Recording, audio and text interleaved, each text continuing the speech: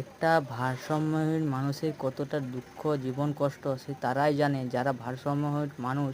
তাদের কষ্ট কত, খাবার কষ্ট, থাকার কষ্ট, রোদ জল ঝড়ে বৃষ্টির মধ্যে কোথায় থাকে, কী যায়, কী খায়, কী নাই আমরা কিছু জানি না। কিন্তু যারা এইসব ধরনের হয় তাদের দুঃখ কষ্ট, খাবারের ঠিক নেই, শোয়ার ঠিক নেই এবং হাঁটা চলাচল কত দূর যায় তার কোনো গ্যারেন্টি নেই যে কত দূর যায় কত দূর আসে। সে তাদের মন খেয়াল যত দূর যেতে পারে ততদিন আসে।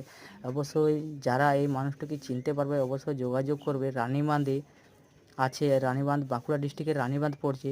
অবশ্যই যোগাযোগ করতে পারো রানীবাঁধ থানার ক্যাম্পের সাথে বা সরাসরি ওদের সাথে কথা বলতে পারো যে ওই এলাকায় একটা মানুষ দেখা গেছে এবং জীবনযাপন তার অত্যন্ত খারাপ।